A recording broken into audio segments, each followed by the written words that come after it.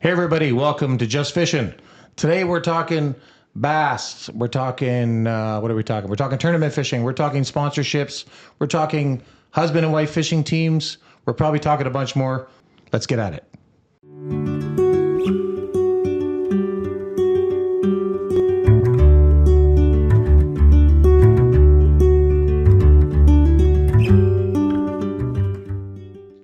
Hey everybody, welcome to the show. Today I've got with me a couple of awesome people, locals, which I did not know were locals. How's it going, guys? Good.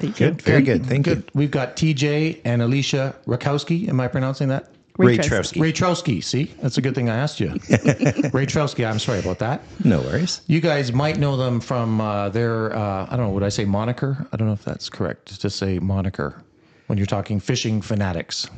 Yeah. I Would guess that be you a would say moniker? that. Yeah. Yeah, I think so. Anyways, that's kind of how they're known in the area. These guys are tournament fishermen. They husband and wife fishing team, obviously. Sponsored, as you can tell by these awesome shirts that they have on. You notice I'm not wearing one. That means they did not bring me a shirt. I'll have to ask politely next time. We'll work on that. Work it out. Yeah. Anyways, thank you guys so much for coming. It's great to meet you both. Well, thank you for having us. Yes, thank you. So I'm going to start with you, TJ, if you don't mind. And, Of course. and just ask you to maybe, for the purpose of the viewers and that, maybe tell me a little bit about you and kind of what's going on with you and your sort of journey into the world of fishing. And maybe we can do the same with Alicia as well. Awesome. Okay. So my journey in fishing began when I was young. I grew up on a tobacco farm in southwestern Ontario, just about 5 minutes outside of Turkey Point. So I did a lot of pond fishing and irrigation ponds, our ponds, neighbors' ponds. And that's kind of how I got started. When I was in my teens, I did a lot of salmon fishing with my father and his good friend Joe Subak. Okay. And Joe was quite involved with the Long Point Bay restoration, and he was integral in getting the closed bay season. Like where they have it all roped off. Yeah, like where they have it all roped off. Sanctuary and all that. The bass sanctuary there. He was responsible for doing lots with duck hunting and stuff as well. There's actually along Lakeside Road there, just outside of Turkey Point, there's a little lookout that's actually dedicated to him. So I did quite a bit of salmon fishing with my dad, and then. Fast forward to when I met Alicia. She's smiling over there. Yeah. Say, yay, it's about me. Yeah, we. The two of us kind of bonded over fishing, and her That's father was also a big time angler as well. So he would join us on our escapades, and once again we started fishing ponds, and then. Eventually, we worked our way up to purchasing a kayak, and it was a 2-person kayak at first, and then eventually we worked to getting 2 kayaks, so we had a little bit more freedom to go to where we wanted to. It's a bit of a rabbit hole because you start with a kayak and then 2 kayaks and then a 16-foot tenor. Yep, exactly. And then an 18-foot, legend, and then a 25-foot tiara or whatever, Yeah, that's pretty much how ours went. We went from the 2 kayaks, and then we purchased a Lund Rebel, 16.5-foot boat. Yep. And we had that for what, 3 years, 4 years? Yeah, 3 years, I think. Cheers. And then I ended up taking it in to have it winterized and stored. And then before you know it, I was calling Alicia to say. I was just gonna say you went in to winterize it and you left with a 20-footer. That's exactly what happened. Yeah, they had a beautiful Lund Pro V Bass 20-foot one. Nice. And before I left, I called Alicia and no problems getting the okay from her. She was completely for it. I mean, so. that's got to be the best part about having a wife into fishing is she's like on board with all the toys. Oh yeah. You know, Anytime. the only thing is, whenever I bring home a rod, I've got to make sure that I bring one for her too. Oh, So, well, but other than mean- that, it's not bad. It could be worse. It could be worse. So Definitely. so you guys met and he said, "Hey, do you want to go perch fishing?" Or like how did he get you find out about you and fishing and all that? Well, how I started in fishing first is my dad, of course, as TJ said, loved to fish as well. He had 5 kids, so he always had to have 5 kids trailing around behind him. So we Yep. often played in the creeks and caught crayfish and all that kind of stuff. I love doing that. I used to, as a kid, I mean, I shouldn't admit this because it's probably not from an environmental standpoint very good, but we would catch them and spray them with red paint, like spray paint, and then put them back in the creek so that we thought they were lobsters. That's awesome. Yeah, we did it all the time. Yeah. Anyway, sorry. I hijacked you. That's okay. Then when TJ and I met, actually the first little bit, we didn't know we both liked to fish because you're just getting to know each course, other yeah. and you don't really talk about it. And then we went to go on a vacation. I believe that's what it was. And TJ's sister and brother-in-law had a family cottage in Rondo. Okay. And TJ mentioned, we should bring fishing rods. And I was like, oh, yeah, I love to fish. I just The snowballed rest from was there. history. Yeah. Yeah. I love fishing Rondo, actually. I just the last couple of years really have just started kind of learning to go there. And I like to fish the pike early in the spring, just after ice out. And And there's see some what's big going on. pike in there for sure. Well, Yeah. I haven't seen any real big pike. I mean, a low 30s was the biggest I think I've pulled out of there. But I mean, I'm anxious to get a high 30s. Or whatever. there's- I don't know how big they are in there, TJ, but Yeah, they get up to 35. I think 36 was the biggest I've seen Okay. pulled out of there. So so not Northern Ontario big, but No, Rondo no. Bay big. Yes. that's right. That's right. Anyway, so fishing Rondo, sorry. Yeah, so we started fishing from there, and then, of course, the rest is all what TJ said. We just, everything snowballed and got more expensive from there. Yeah, it's definitely a big rabbit hole. That's right. I just retired in January, but now I've taken another job because of my fishing habit. You know, Got to well, yeah. support the habit, right? well, that's exactly it, right? But so the rest has kind of been an interesting story. So you guys have obviously fished heavy, and then you got into sort of the whole Fishing Fanatics sort of branding kind of thing. Now you've got some sponsorship from Pure Fishing, right? And obviously, Correct. as I can see from your jersey there, you've got Berkeley, Abu, Revo. I know there's Fenwick is in there. What am I missing on some of those There's brands? Well, go ahead, Alicia. Yeah, sorry. Fluger, Plano, Ugly Stick, Shakespeare, Wow, that's a lot. Spiderwire. Spiderwire. So you have a pretty big tackle box. Yes. A lot of storage on our some. boat. Yes. That's full. Yeah. Yes, I'm sure Our that's, storage is completely full. I'm sure that's true. That's true. And I know you brought some stuff with you today, and we'll pull some of that out after. But Definitely. I'm curious. I know you guys are big bass people, and I mean bass over. I know you were spoiled because last week you were in Race. Was it Race Lake? Yes. I was fishing recently. So you were fishing. What zone is that? Zone 17. Zone 17. So Zone 17 had the bass open. So you got your beak wet a little bit, we'll say, with the bass. But you must be getting excited for our bass season. You know, Yes. next a week Saturday, I guess. Yeah, Actually, on this Saturday. This Saturday. What?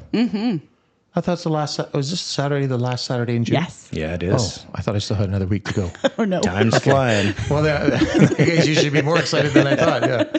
So where are you definitely. gonna go fishing, Alicia? So we're doing the Vexus Open on okay. Lake St. Clair. Okay, so that's actually they do a tournament on opening day.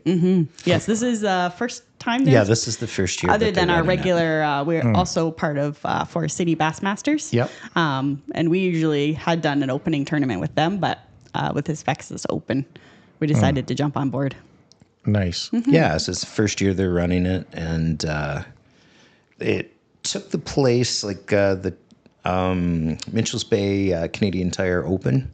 Oh, they replaced that. Well, the Canadian Tire Open used to be on opening weekends, and then they ended up moving it back a little bit. And basically, over the years, some people they changed the tournament directors and stuff like that. Yep. So now the guy that used to run the Canadian Tire Open is doing this Vexus Open, and his kind of whole idea of running this is so that there's no pre-fishing involved. Because that's what I was just going to ask, is if you were heading up there the next few days to pre. Oh, you can't pre-fish. No, you can't pre-fish Right, because it's opening Bass, day. Bass isn't open, and he actually put a rule in there that as of Monday, people aren't allowed on the water until we blast off on Saturday. That actually makes it tough because you're really going in blind to figure out where the bass are. And you have your best guesses based on previous history, but That's right. It kind of evens the playing field too. Yeah. So that was his whole idea of running it, and we kind of liked that idea. So we signed up for it. So we're kind of excited to do that for the first time this year. nice. This year. Let's go. Now you guys do a lot of tournaments, Alicia. Yes, we have tournaments. I think almost straight through to mid-August. Yeah, pretty much. So every we do weekend. the Tri-Bay Bass Association Yep. series.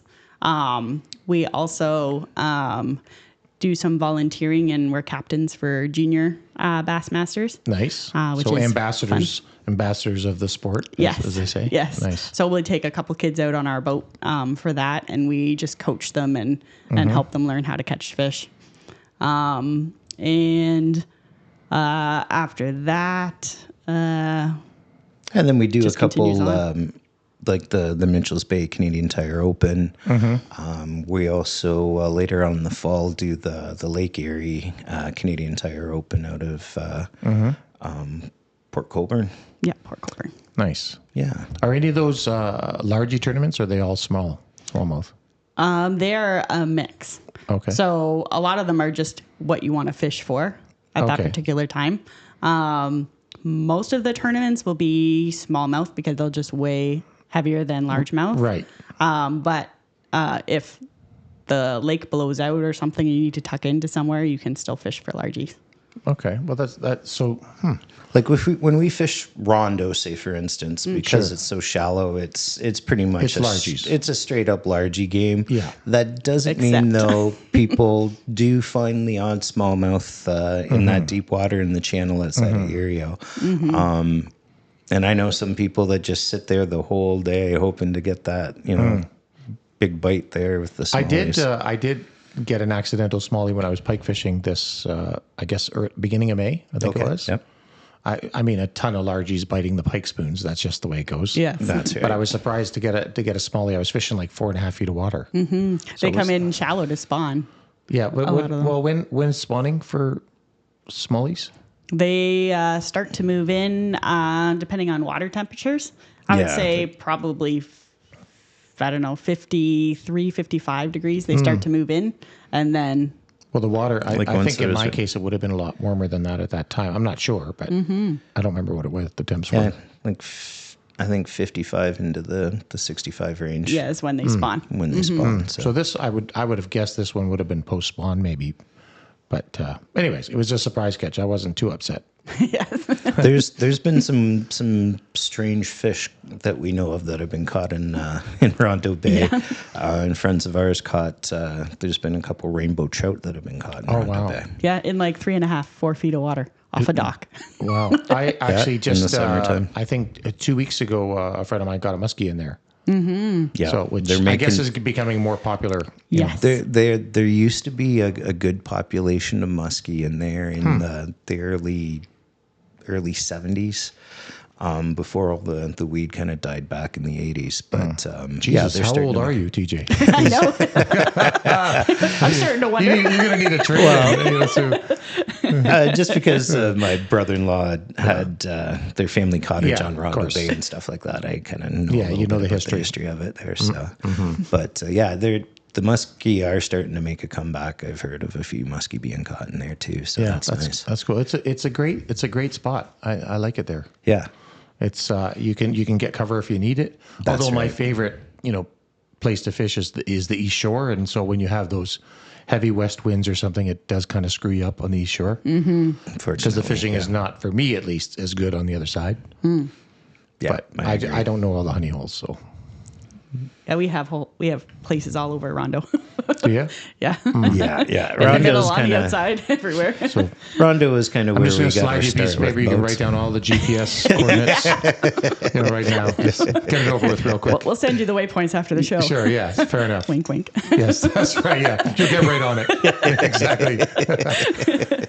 So yeah, most of those tournaments that we fish, smallmouth are The prize. the prize. That's what most people are going out for. But that doesn't mean, like, we've had instances where we've had club tournaments out on Lake St. Clair. The weather was terrible. The smallmouth absolutely shut down. And the guys that played it smart and decided, you know what, we're not catching smallmouth today. Let's go shallow and flip for some largemouth. It ended up paying out for them because they ended up winning the tournament with largemouth. So A cold front really shuts those smallies down. For sure. I'm actually curious right now. We've had this really hot week, and I'm going there tomorrow. That's and right. I'm just curious if it's going to, all this, the water temp must have climbed into the, low mid 70s probably. And I'm wondering what that's going to do to the fishing, if that's going to be good or bad thing. You have any thoughts on that? Well, we were considering that ourselves for this weekend. We had a couple areas that were in a little bit shallower water that we were kind of thinking we might have to cross off that list just because the water is going to be too warm in those areas. I'm thinking so, yeah. It is definitely going to change things. I really think as far as the smallmouth go, we're gonna have to look out in the deeper water, and it's going to be one of those things where we'll probably have to grind it out for five bites, and those 5 bites are going to be the 5 fish we weigh in, kind of thing. How many fish do you have to?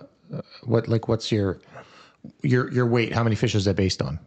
It's based on 5 fish. It is 5. Yes. Okay. I wasn't sure. Is every tournament 5? Most. Yes, most tournaments. Some tournaments, like the St. Lawrence, Yep. most of them are 4. Just because there's been a lot of research done on those fish and they need more oxygen. And the live wells aren't big enough. Oh, I see. So usually those Makes ones, sense. there's 4, but Yeah. With the Bassmaster tournaments that we fished on the lakes on the St. Lawrence there, because those fish can get rather large when you've got because a lot of times it'll be an angler and a co-angler on the boat. So Right. The co-angler I think is 3 fish. yes, 3. And the angler is 4 fish. So that's 7 possible 6-pound plus Yep. fish in the live well. That's taking up a lot of real estate. It's taken up a lot of real estate. So they dropped it down from 5 and 5, which 5 and 3, which it normally was. So just to make sure that those fish have a better chance of surviving. Is there a good? What's the prize pool like for the Vexus? 15 grand, That's a first. was it? Yeah, I think 15 grand is first. And if you happen to be the person that places first and you have a Vexus boat, they'll double that prize money for you. So it's Wow. So we have to go get another boat. Yeah, I was just going to say I got to go because I'm going shopping right now. Actually, I don't think there's a Vexus dealer. Is there? There is a Vexus dealer now. Yeah. Howells. Howells was Vexus? Yeah. They just got their contract with Vexus. Oh, very nice. Very nice. Well, I'm going to change gears for a second because you and I were talking, Alicia, a little bit about your involvement with women in fishing. Oh, yes. Can we give a little shout out to what you're doing with that? Sure. So I belong to a couple of organizations. One is Great Canadian Female Anglers. I'm the treasurer on the board for that organization. And that one is more of like a social kind of group where we empower each other. And we have like a separate page where girls can post pictures with their fish if they're not comfortable posting them on public pages. Okay. Is there a real problem with that, with women wanting to have their face seen with fish? Because guys are all about it. Like, here I am, and we'll hold the fish right beside our face. Like, So there used to be more than there is now. Okay. So I'd say probably 5 or 6, maybe 10 years ago, if a woman was to post a picture of a fish, a guy would be like, "Oh, did your husband catch that?" Or, Oh, really? or you're holding it wrong, or, "Oh, did you keep that one?" Or they look at more what you're wearing than the actual fish, and they make comments on your body. So it used to be very uncomfortable for women to post. I guess I never thought about that. I was thinking more that the women were not feeling comfortable showing a picture of them with a fish. I didn't really think about the flip side of how they got manhandled with the comments. Yes, exactly. Right. A lot of that used to happen. Not so much now, and the fishing industry has flipped. Well, there's so many female fishermen. Mm-hmm. There's quite a few female anglers. Yeah, there's quite a few that I follow through, like Bassmasters and kayak fishing and stuff. But with that organization, we do like an annual trip. So this year on the 19th of July, we go up to the French River. And this is our 10th year anniversary. So we have 30 people coming up. So would that be a walleye trip then? It's a everything. Multi-species. Okay. So we do like a small fun tournament that's not really worth any money. But bragging rights. Yeah. There's a trophy. Yeah, perfect. Yeah. We have a very large trophy and we have a little tiny trophy for the smallest fish. But that just gets everybody together. Brenda, Art, and Joe at Bear's Den provide all of our meals for us. They provide boats for the ladies that don't bring their own. And it makes it just a really fun weekend where everybody just gets to fish and eat. And then talking about the fish species, walleye is definitely something that we catch there. So you go up as well? Yes. Yes. So it's husbands and wives? In the beginning, TJ came because we had, at the beginning, girls that weren't comfortable driving boats. Now you're like, move over, I'm driving. Yeah, 100%. Oh, yes. Yeah. But so at the beginning, we had to have a couple husbands come just to help drive more boats so we could fit everybody on boats. But now, I think last year we had 6 or 7 ladies that brought their own boats. Nice. And this year we'll probably have about the same. And then they allow us to use their boats and gas, and the girls just have a blast. That's great. That's good. Yeah, so like we can catch walleye, we catch pike, muskie's big up on the French River. Muskie's very big up there. Art, the owner and chef at Bear's Den, is a renowned muskie guide. So nice. Having him there to ask for tips and ideas and places where to go and how to troll for him and stuff like that, it's great.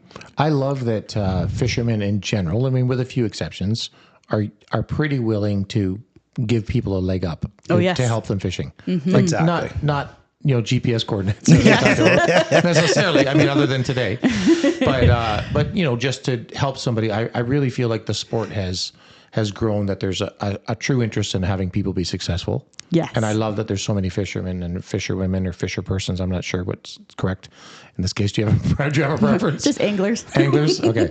I love that there's so many anglers that are really going out of their way to make sure people have a good experience and get to learn. That's cool. That's really where my heart is at. Yes, definitely.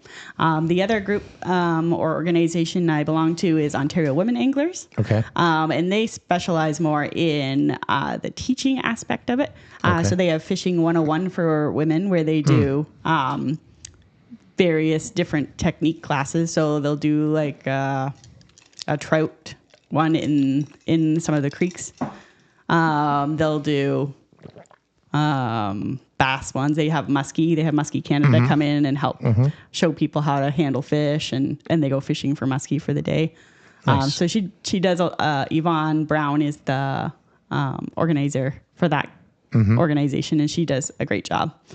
She has a big volunteer team too that also helps her, and they're all great. Nice. It's a fun group to belong to.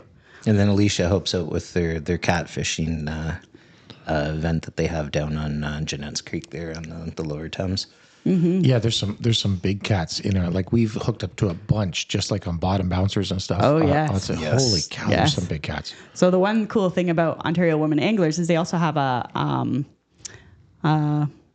master angler part of their club. So they have all different kinds of fish, and they have a certain size. And if you catch bigger than that, then you get a master angler pin. Yep. And then if you get up to 10 pins, you get a special pin. So that catfishing event is big because a lot of the girls will come and they'll catch all their master angler catfish at that time. So there's always lots of interest in that.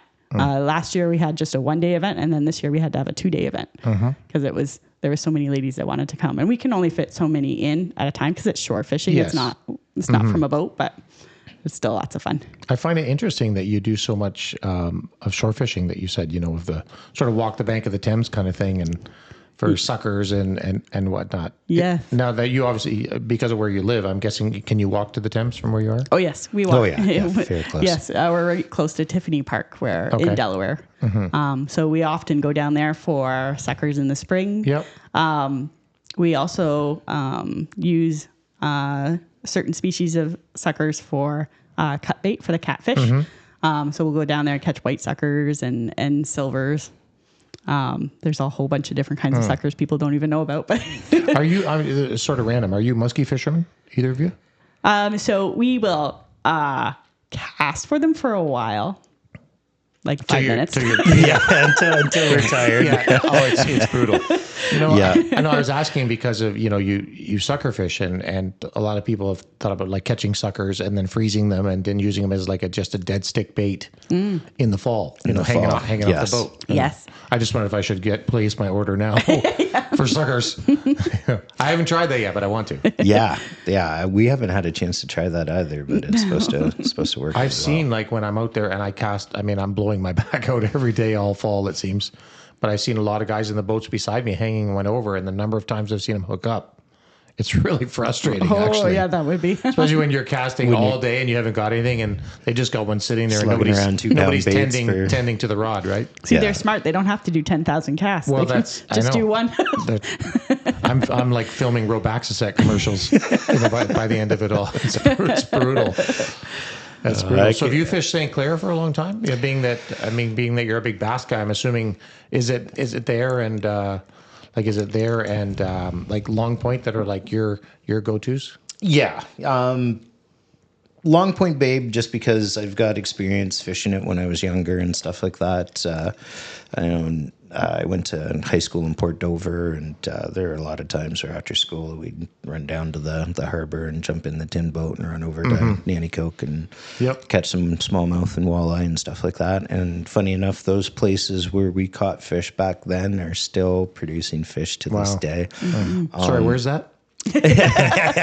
Nanticoke Shoal. Yeah. We'll give you that. No, actually, I just got invited to go to Nanticoke, but not for bass fishing, just trolling for some rainbows or whatever. Walleye. Yeah, just I think the 9th of July or something like that. Oh, nice. Yeah, but I have not fished bass there.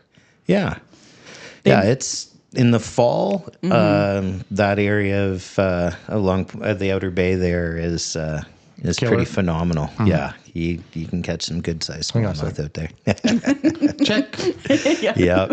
But with Lake St. Clair, like after we got our first boat and we kind of got comfortable driving it around and stuff on some of the smaller bodies of water, like Rondo, St. Clair was the next one.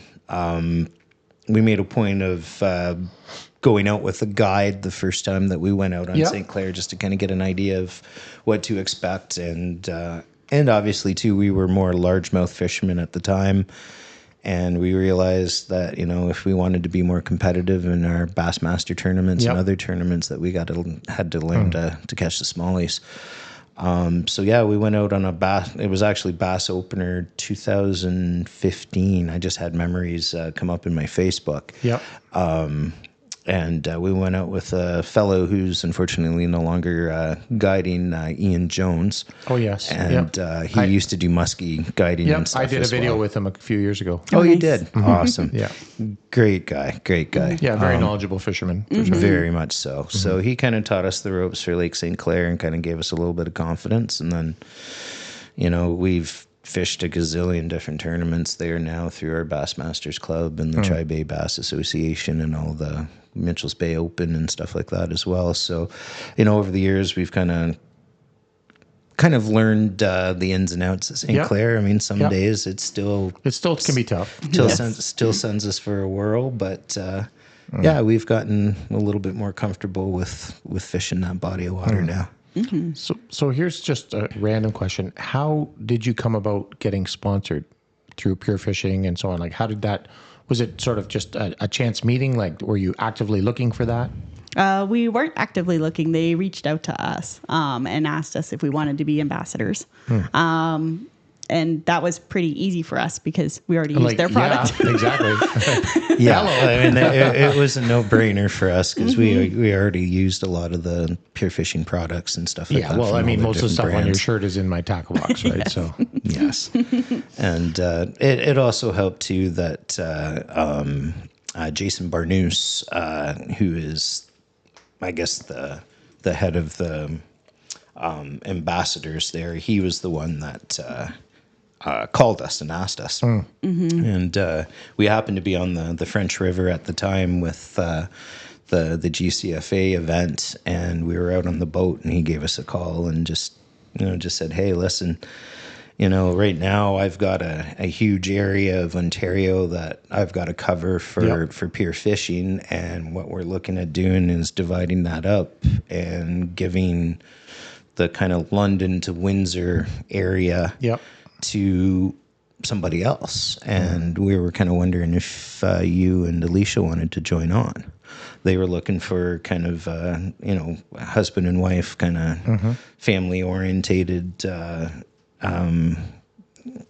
duo to help represent their brand. And it worked out perfectly. how long has that been? No? I think it was 2017 we signed. So quite a Yeah, while. 17 or 18. Yeah. So it's been a Quite a few while. years now. And so basically what happens is in the off season in February when they have all the trade shows and stuff like that, the London Boat and Fishing Show, the non-prevalent London boat and fishing show. it's not happening Has it anymore. been like it is done officially? Is Yes, it? Yeah, I believe so. Yeah, there Until was some someone else picks it up. I mean, there was some advertising that was put out this year, well, and it ended up being false. I was just so going to it say, was- I think I heard that some people went down there and there was no show. Yes, it was unfortunate that it got to that, but yeah, I'm not sure exactly what happened with all of that, but So, anyways, we get to whenever they've got trade shows and stuff going on or sports You'll shows, participate. We'll participate. Pure Fishing usually has a corporate booth that they'll set up. And then they'll have a few of us ambassadors set up at some of the vendors' booths that they have there to help them sell products. Just sort of product knowledge and that sort of Yes. thing. Exactly. And then we usually end up working the corporate booth, and we've got just a bunch of examples of different rods, reels, new baits and stuff out that people can look at. And then if they're interested in buying it, we'll just say, well, we'll walk you over here to this fellow over here at the shop, and he can help you find that product and stuff. So, and a lot of it is just sitting around and talking fishing. I mean, It's the best. I was going to say that's a dream job, really. it really is. Very much like what we're doing here. This is not work, when you're talking about something that you love, right? Yes, it's Exactly. so much easier to do that, right? It's natural. It is difficult just because Pure Fishing has so many different products. Yeah. I mean, there's a gazillion different SKUs, and that kind of gets a little confusing every now and then trying to remember everything. But in the end, it feels good to help somebody find, like we could have people come in that have no idea what they're looking for, and we can kind of help zero in. Yep. Okay, what are you targeting? What do you look, like what depth of water are you fishing in current? We can kind of help them. Yeah, steer them Steer them into in the right the right product. direction. Exactly. Or some we way get guys anyways, that come in there and they're like, I'm looking for this rod, Yep. this length, blah, blah, blah. I know exactly what I'm looking for. This is what I want. And we can kind of help direct them to the other dealers around the show that might have that product for them. I used to work trade shows, years ago, but not in the fishing business, and I loved it. It's a very much I think it's a community, a lifestyle of Yeah, sorts. it's definitely a almost, community for sure. right? It is, yes. I would love to do it for fishing though. So, Hey, Pure Fishing, how you doing? My name is Chad. No, I get to do it, a fair bit just with our own brand, with Boat and Tackle and Trax Tech. I'm a Canadian distributor for Trax Tech, and so I get to talk fishing a lot. And every time the phone rings, I still get excited because I get to just talk about gear and helping somebody set out their boats, or I sell them some stuff and then they send me pictures back. Oh, this looks awesome. I love it. Yeah, I truly amazing. love it. It's far more rewarding than I ever thought it would be. Oh, really. yes. Yes, and that's the same thing I'd say too with myself as well. I was kind of nervous about it at first, the very first time that we did a show, and then like 2 hours into it, I was like, it's wow, like this is exactly what I'd like to be spending my weekend doing. So retirement is right around the corner, so you can just talk fishing all day, all the time. That would be nice. Yeah. Well, somebody's got to make the money. I mean, That's I know, right. we still have to buy stuff. yeah. That's true. Yeah, That's true. Speaking of buying stuff, you brought a bag with a bunch of goodies in there. I don't know. Do you want to share some? Is this stuff that's upcoming for bass, or just generally just some tidbits you brought? Maybe you can show us what we got going on over here. Sure. So whatever you feel like talking about. You can just hold it up sort of in front of your mic there Okay. so we can see what you're talking about. So we just brought some new baits with us Okay. that we're very excited to throw That's good. this coming Nessies? weekend. Nessie So this 5. is a Nessie. It's a swim bait. Okay. Yeah, and the Nessie comes in, I think 5, 7, and 9 inch. Yes. Okay. And then we have some forward-facing baits as well. There's a power switch. Okay. We also have Credge, which is a jerk bait but the bill is the opposite way. Okay. And We'll just so, get your lovely assistant to help you out there. Pull some things out for you. and we're very excited about throwing those as well. The action on them is a lot different. Okay. I'll hold it up, but I'll have TJ talk about it. Okay. Sure. Yeah, Let me so see that. the Okay. Credge. That's kind of interesting. So the lips go in the other direction. The lips going in the other direction. That's interesting. Hence the name Credge. Unfortunately, we got a purple background, so it's like blending right in. Oh, is it? That's okay. Yeah, Yeah, that's hence- good. We can see it there. That's interesting. So what's the deal with that? So the idea with this, Credge is jerk spelled backwards. Oh, okay. Okay, Very so innovative. the idea is the lip is backwards and it looks a little different than your regular jerk bait. That is different. This bait is weighted so that it's more back heavy. So when you cast it into the water, it's going to go back in first. Okay. And what happens is you let it glide down to the bottom and then give it a couple tugs up. And then what happens is it starts following back. Now, if you've fished jerk baits before for bass, So you've sorry, had- I'm trying to visualize this. So it's kind of doing this like as you're bringing it up so essentially. you're jerking it up through the water column. Yeah. But then the thing is, when you kill that movement, it'll start fluttering back Okay. down, and it flutters backwards. So the idea being, if you've got a bass that's following that bait, which happens quite a bit when you're using jerk baits, they'll take a little bit to commit to it. But if you kill that bait, it'll fall right back into their face and force them to bite. Interesting. So we're have you tried them yet? we Alicia? haven't had No? a chance to try No. them yet. So this is brand new this year. Yes. You're like, yeah, I want to get that one out. Right? Yeah. I know. Yes, Can't wait. most definitely. That's one that we want to try. And then the other bait, hold up the switch there, hun. That's another bait that Berkeley has designed for forward-facing sonar. Okay. It was actually designed by one of Berkeley's walleye pro staff. They quickly found out that it's a good application for bass as well. Okay. Particularly for suspended fish. What's nice about that bait is when you drop it down, it sits perfectly level. Okay. With the I'm slightest just going to switch back to Alicia again there so we can see that there. with the slightest So very twitch soft, of the bait, soft tail. Yes. Very soft. it darts back and forth, kind of like Rapala Okay. like that you use for ice fishing and stuff like that. Okay. It darts back and forth like that. Yeah, what do you call that? It just kind of shoots. I know the one. I know what you're talking about. I've got a few of them. It's escaping me now too. Yeah. But and then you could also fish it just like a tube where you just cast it out and drag it along the bottom. And so it's weighted at the front. Can I see that for a second? Yeah, it's weighted at the front, and it comes in a bunch of different sizes. Okay. Yeah, so it's very soft too. Yeah, actually, I thought it was a hard bait with like a plastic tail, but that's different. There. Yeah, it comes in, I think 4.25. What's that one there, hon? Oh, these are 4.25 too. Oh, that's 4.25 as well. Comes in that size, 3.75 and 2.8.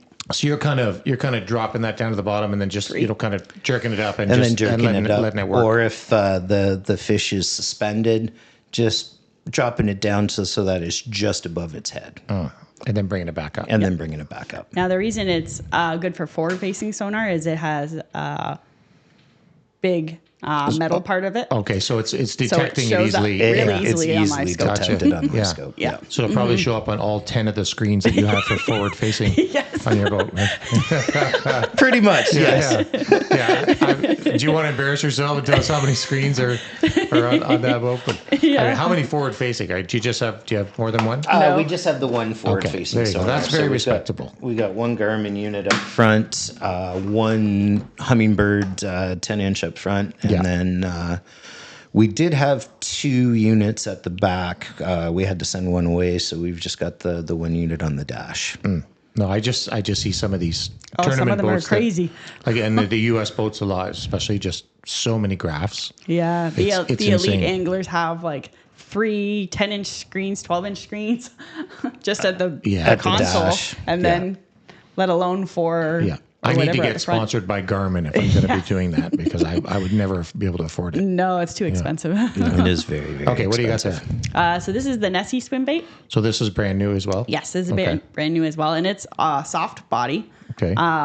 So it's a little bit different than the other ones. Most of them are It's hard. interesting that it's just two segments because Yes. I for some reason feel like should have 3. A lot of the bigger hard body ones from other companies will have 3 joints in it.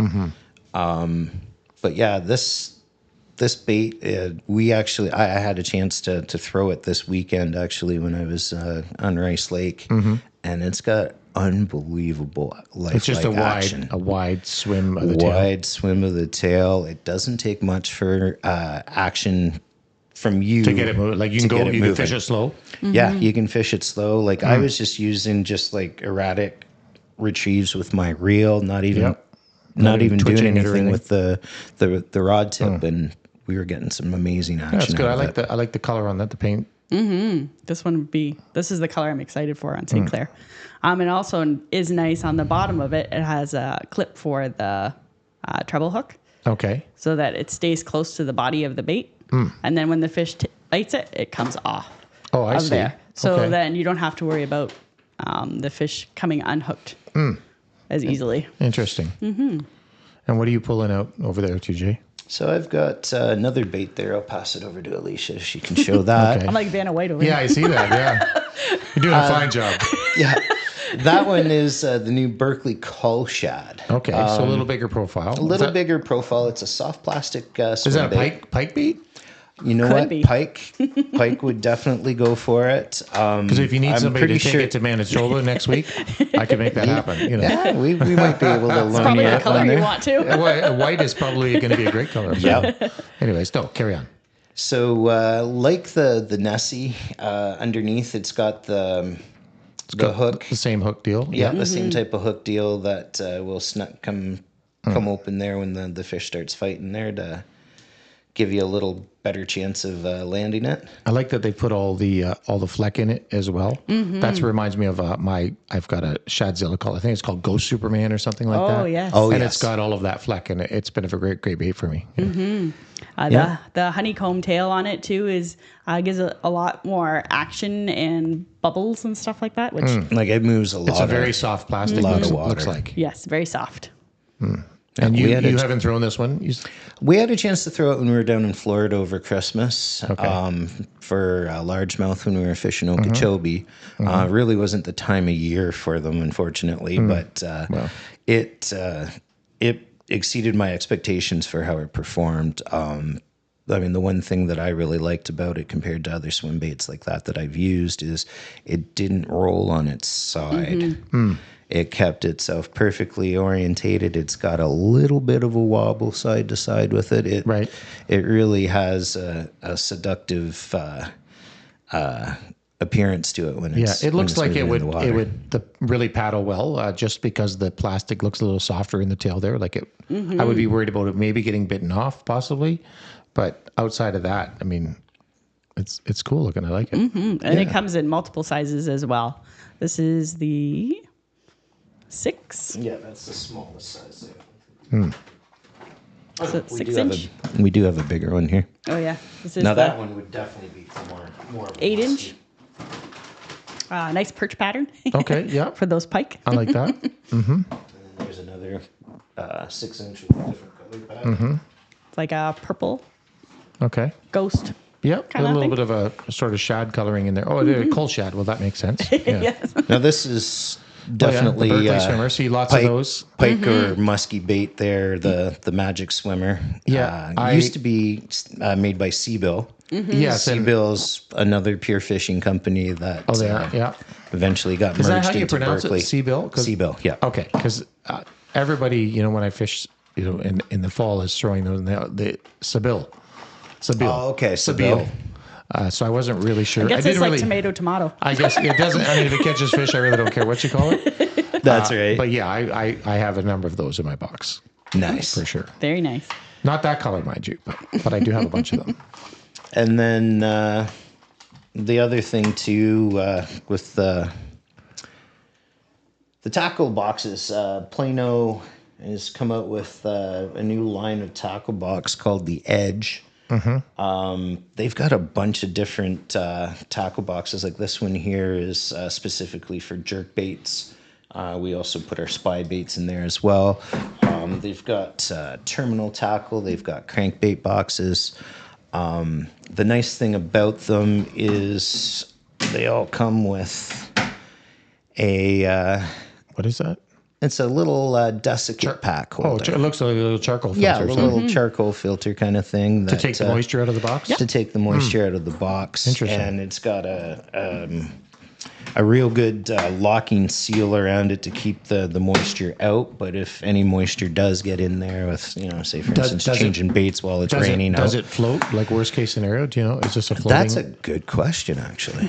I hope we don't have to try that one out. we might just have to With your test it bait, to it's see. fine, but not, not my- Yeah, that's a good question, actually. I'm not sure if it does float or Yeah, not. no, I just but, wondered. I mean, like people are doing that now. I guess just floatable boxes. I guess so. I was just curious. I've seen a couple of those around, but not yeah, too many. they're starting to come out in stores more often now. We picked a lot of ours up at the shows and stuff like that, where vendors got them in specifically for the show. Yep. But they're starting to appear more in fishing shops now that the production is amped up, I guess. Now, do you have anything else in there? Is that all? Is that all the goodies from today? Not that you had to have more, but I'm just. We could have packed a lot more. I bet you could have. Should have just brought the boat. Yeah, probably. Why don't you? I mean, next time we'll pull the boat up out front. We'll do that. Let's see what else you got. Let's see what you got going on there. Well, we brought in two. Okay, so your spinner baits, yeah. And these are These are chatterbaits. chatterbaits. Chatterbaits. Slobber Yep. knocker. Yeah, Slobber knocker. The slobber knocker. Yeah, this is fairly new. This came out, I think, last season, if I'm not mistaken. Berkeley's slobber knocker chatterbait. Okay.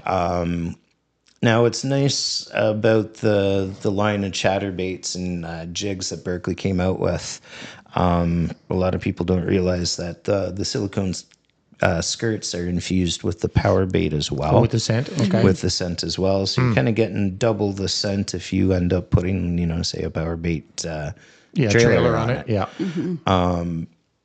we've had a chance to use these over last season, and they flat out catch fish. Bass, both largemouth and smallmouth, absolutely love them. Well, I was just going to ask that question. Is it more largies than smallies? No, or no. Actually, it's Really? probably about even. Yeah, I would say it's about even. Smallies Is that right? like it too. Wow. Pike also do like them as Yes. well. Unfortunately, the first few that the slobber knockers that we were able to find quickly got lost to bit off. bit off by some crazy pike.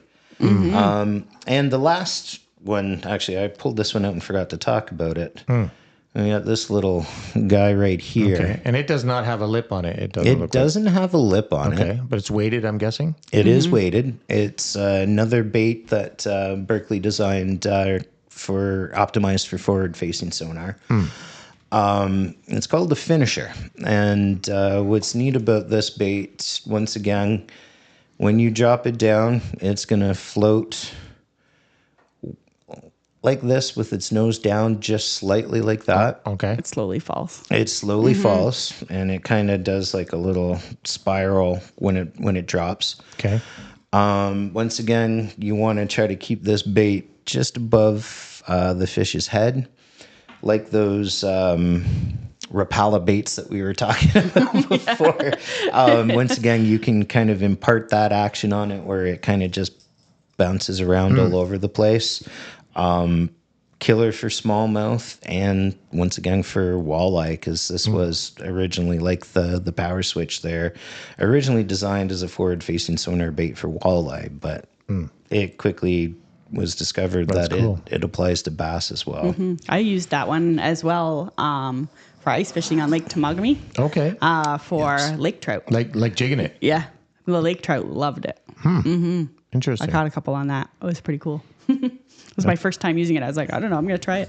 Well, I mean, I'm sure there's plenty of baits like that people have thought were for one thing, and they find out they're really good for something else. Oh, yeah, else as definitely. well. Yeah. You know, that's cool. Well, shout out to Berkeley for all of those cool things that have just come out. I guess it's all Berkeley. Everything. Yeah, it's Yeah. all Berkeley products there that we brought with us. So you're going to be fishing bass, I guess, this weekend. Yep. I don't know why I thought I was off by a week. That's so weird. Now, the good news is I can go bass fishing this weekend. Yeah, you I can really go- thought you for lost some a week. reason You can go a I week thought earlier this than was you like thought. the third weekend in June for some reason. But I don't know. Anyways, I'm excited to go out. I'll probably go out to Bell River, out to the hump or something, and I'll break out my Ned rig and see if I can do some damage on some footballs out there. Yep. Oh, yeah. It'll be a We'll busy... probably see you out there. Yeah, Is it'll that be a right? busy weekend, too. I think there's Opener, absolutely. something going on in the States, too. Another Yeah, and tournament. then A on- BFL, maybe? Yeah, BFL tournament on the American side. Now, do you get out? I mean, you probably have your own little spots, but do you fish out near the hump much?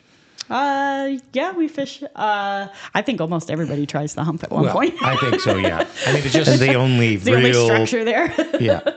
It's funny because there's really Noticeable not that structure. there's not that much there really going on. Like No, it's just there's a a couple big spots bowl. where there's rocks and there's a little bit of weed here and there, but I mean it's pretty flat for the most part. Yes, That's it is. right. So I'm really surprised at how many seem to tuck in there. Yeah, there's. Yeah, we've got a couple little spots on the hump that we found over the years that there actually are kind of spots to go to that we can ensure that we at least get our 5 fish limit. A lot of times we'll end up starting there. We'll okay, let's go get our 5 fish limit first, and Yeah. then then we'll go hunting. Go Yeah. hunting for the bigger fish We to did that upgrade. a lot in the beginning because you're trying to find your confidence, and Absolutely. and that was the Once easiest you- way. Yeah. When you have some in the tank, it does make you feel a little better, right? Exactly. That's right. That's right. Rather than, you're sitting there at 11 o'clock with no fish in your live well and you're kind of spinning as to what to do. Your live well's filled with tears at that point. That's right. That's right. So yeah, we found that that's probably the best way to go about doing things is to get our limit first and then go somewhere else. Well, what does your boat look like? Just so if I see you out there. It's a black Lund. We've got a 250 horsepower Evernoon engine on the back with a pair of talons. Okay. And we've got It's all black. All black. It's all black, and then we've got Pure Fishing, like Berkeley and All the Habu. logos and stuff on it. logos and stuff on the carpet. Anyways, we don't have it wrapped. Okay. Well, I'm in a blue and silver 20-foot Lumicraft trophy. Okay. So it's got some red and some other stuff on the side as well, but raised lettering and that. But it's primarily blue. Okay. Primarily blue. We might see you out there then. If I see you out there, I'll follow you. Good luck following us. It's like you'll be like, there he is again. Go, go, go. Just make sure to ask us if we're on the fish first before you just. That's right. Yeah. We'd hate to have you follow us around and we're having a bad day. We always laugh about that. We go out somewhere and we're the only boat. And like we're just there's nothing happening, and all of a sudden another boat comes, and then another boat, and they're all like, "Oh, there's all Everybody the boats. attracts. There's all the boats." Anything if you guys only knew right now, you're so far off. Yeah, that's happened to us a few times. We're sitting on no fish whatsoever, and people just see us there and they're like, "Oh, well, let's go and check out what they're on." Cool. But yeah, we try to fish away from the pack as much as we can. That's really the way to do it. We just don't feel right, driving around and seeing a group of boats and just kind of pulling in on them there. I mean, of course, unless we've got a waypoint that's around there, then Sure. then we'll move in there. But other than that, we like to stay away from most people. That's really the way to do it. Chart your own course, and That's right. the way to do it. Definitely. Well, I really appreciate that you guys came today. It was good getting to know you, hearing a little bit more about the bass, seeing what you've got going on with Berkeley as well, and all the other brands. I guess we give a shout out to Pure Fishing for all the awesome stuff that you guys had to show us today, which is really cool. Is there anything you want to add that we didn't get to today? I mean, other than the fact that it is this Saturday for bass. Yeah. Clarification: it is Yes. this Saturday. No, really. I think we touched upon everything that we wanted to talk That's about cool. today. Well, it was really great. I'm glad you guys came. Thank you for coming. Thank you for all you guys for watching. And Thanks for having us. Until next time, we'll see you on Just Fishing.